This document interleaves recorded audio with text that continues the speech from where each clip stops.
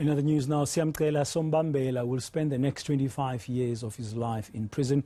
He killed Bernadine Frans, Miché, Pienaar and Gizella Minnaar in Wolseley in 2020.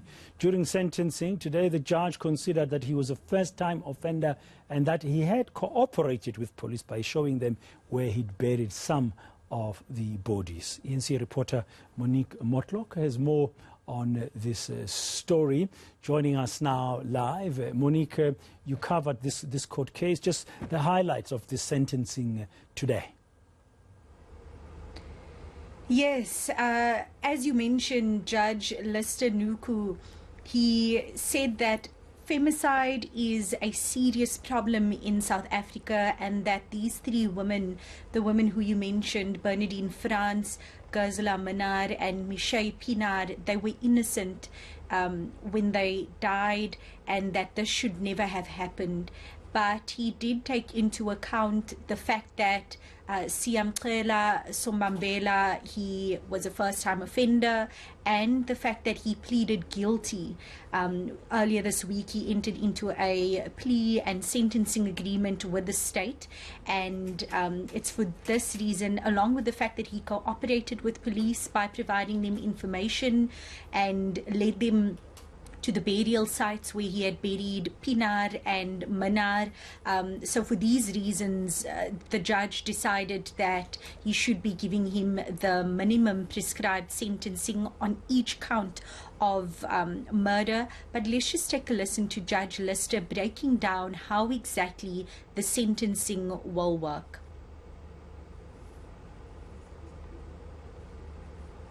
Okay, we don't seem to have that part. From what I understand, the judge gave or sentenced Siyamcela to Sombambela to a total, so to speak, of the minimum sentence in terms of murder each. But two of those sentences are running concurrently, with the first one of 15 years. Hence, the total number of years is expected to spend in jail is 25 years.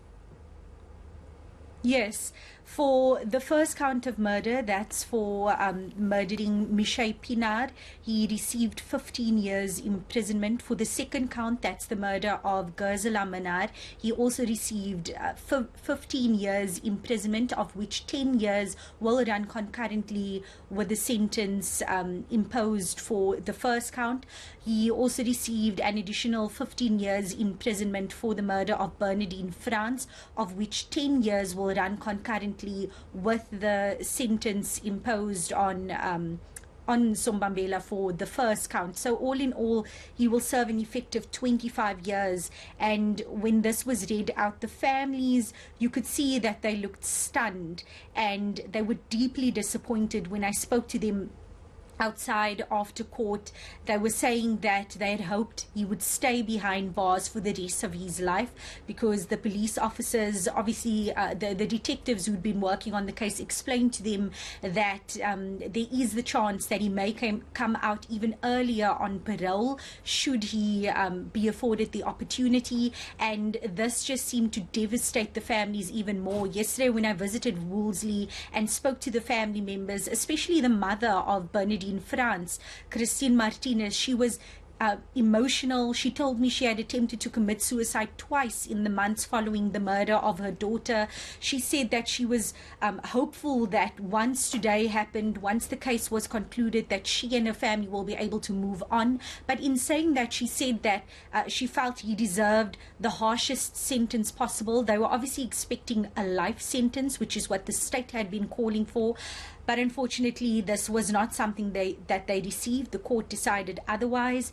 And yes, all around disappointment by the families and by community members who've been standing by them. And the families were telling me that they are going to look at appealing the ruling. So we'll definitely keep in touch with them to see how that works out. Yes, and the man in question, the murderer, what was his disposition like in court? I mean, the family obviously disappointed by this sentencing, or the minimum sentence. The judge believing because he's a first-time offender, there could be some leniency, and that he cooperated with the police. That sort of favors him somewhat. But the murderer himself, what did it look like? What was his disposition? What's your sense, Monique? He looked as if he, at times, was bored, at times not really interested in what was going on, although he was listening to the interpreter, as the interpreter was translator who was translating as the judge was reading the sentence. And one family member noted that he seemed angry when that sentence was handed down. Before court, when we asked the defense, the defense's lawyer, if we'd be able to record him or get visuals of him, and he asked his client if it would be okay.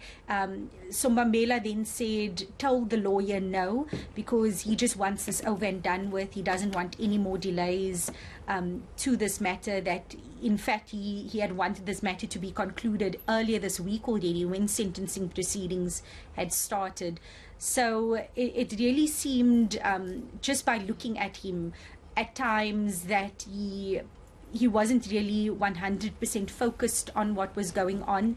And as I mentioned, one family member mentioning that to her, it looked as if there were times when he also seemed angry, as if he just wanted it to get over and done with. But again, that's just different people's perspectives, just the way you see the person looking, just by his demeanor, looking down at times, looking at the interpreter, folding his hands. But yes, that was his general demeanor in court. Monique Mortlock, thank you very much for that last answer there. Just to put it in, of course, he's a murderer. Now he's gone to jail, and the family are not happy. But he got a total of 25 years, sentenced for each of the 3 women he killed to 15 years.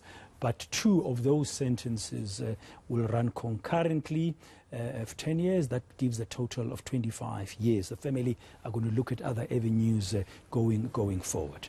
Okay, this is Today on